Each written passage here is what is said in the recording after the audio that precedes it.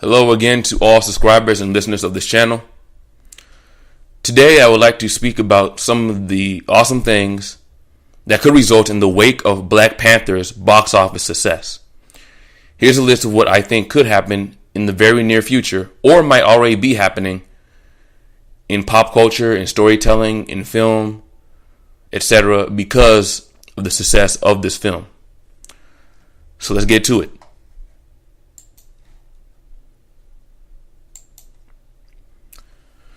So, number one, what could happen in Hollywood, in storytelling and film production in general, following the wake of Black Panthers' success? One, more black folks could become science fiction fans. Now, unfortunately, black people have not taken on to science fiction as much as some of us would like to. Or like that population to get into. But Black Panther and more films like it could draw in a whole new audience into the greater science fiction genre. As far as I'm concerned, too many times it seems like black people, especially black people in the United States, when it comes to films that we like to watch, when it comes to what we want to view in the theater, in the cinema, whatever, we seem to be locked into a box or stuck with bad comedies, an increase in slave films, slave movies, an increase in historical films, an oversaturation of quote-unquote hood/gangster films. And after a while, that type of genre, that type of locked in a box thing just gets very, very tiresome. And an entire population should not be stuck in a box when it comes to actors, scripts, directors, screenplays, producers, and every other player in the modern art of storytelling or filmmaking. We can't keep keeping black characters stuck in a box when a large portion of the black population might get tired of that or want to see something a bit different. Now, I know there have been other black science fiction characters on screen like Luke Cage, Steel, Blade, Spawn, etc., but none of them seem to touch on melding together Afrocentrism, Afro-Futurism, and science fiction all together in one story, and be hugely successful in the box office at the same time. So Black Panther did all that, and this might be the beginnings of a new era of black nerdy kids everywhere getting deeper and deeper into this great genre that I really liked my whole life, basically. So hopefully it goes in that direction. Fingers crossed. The number two thing that could result from Black Panther's success: more people might become interested in real African history. Because Black Panther has done so well, many people from all backgrounds might start actually educating themselves about what Africa's real history actually was, or is. The premise of Black Panther is that Wakanda is a black-ruled nation that had never been invaded, usurped, violated, or dominated by an outside entity. Wakanda never dealt with colonialism, the slave trade, imperialism. None of these things had any effect on Wakanda and its people. Now, unfortunately, the majority of the African continent in real life has been invaded and colonized and imperialized, damaged, and de-developed by imperial forces, most of which came from Europe and the Middle East. All of it except Ethiopia, I believe, which means Ethiopia is the closest to a real black-ruled area that resists imperialism. But Wakanda, the fictional kingdom, has never been invaded at all. They never had to defend themselves against outside imperial force whatsoever. So that's on a whole different level. Well, what happens when someone researches the successes of Ethiopia? They'd first be amazed at what they did to the Italian armies, but then they would ask themselves, why weren't the other African kingdoms able to rise up and resist colonial invasion?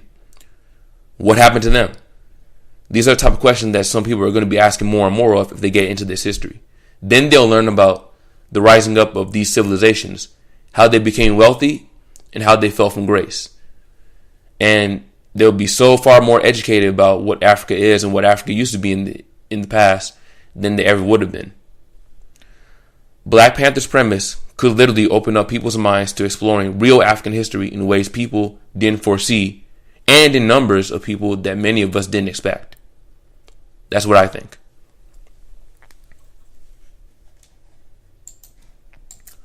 The number three thing that we might get after the success of Black Panther: we might get another blaxploitation era, except this time better.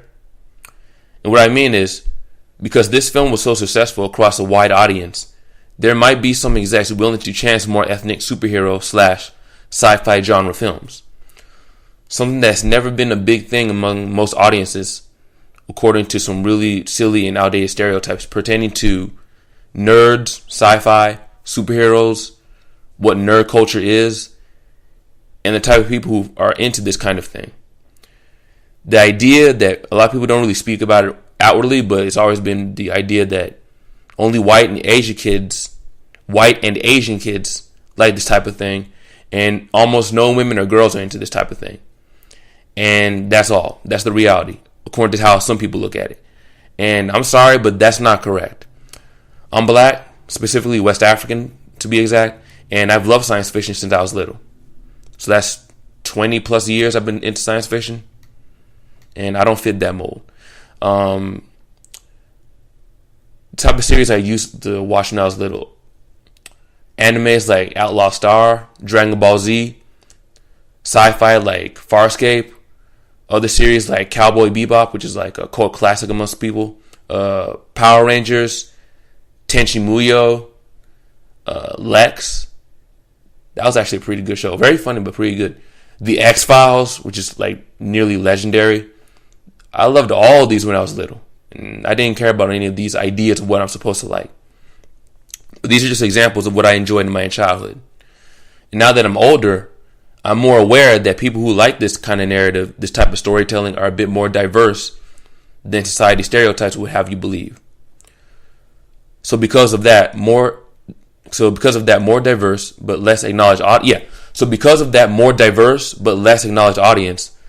the problems Hollywood has been having in the last decade or so, the success of Black Panther and what might be rising interest in what I would call Afro-Futurism, all these things combined together, I think we're now seeing a bigger market for what may be black sci-fi films or ethnocentric sci-fi films in the next couple of years.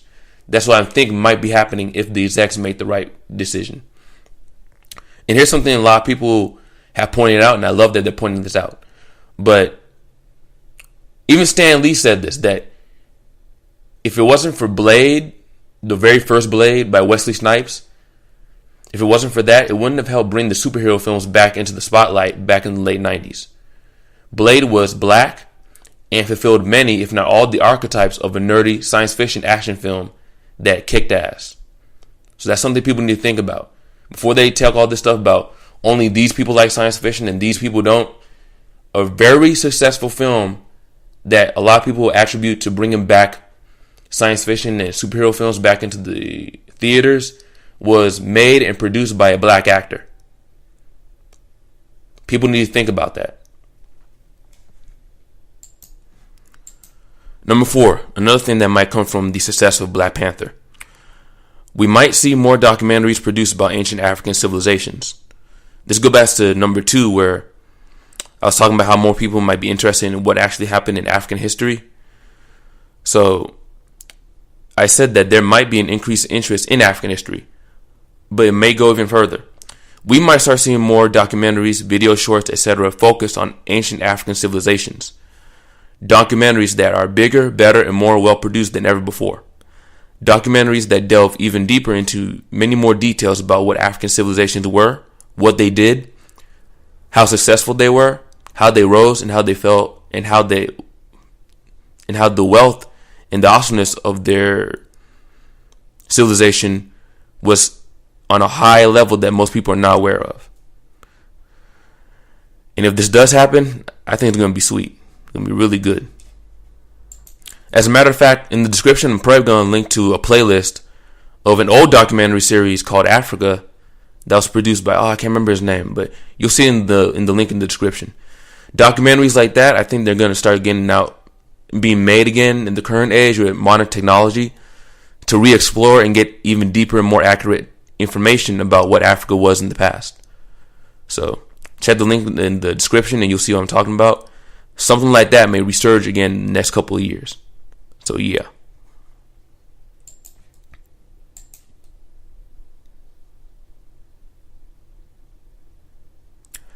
And finally, one major thing that I hope comes from the success of Black Panther, I really hope this happens in the next maybe 2-3 years. I really hope if they're smart, they'll do this.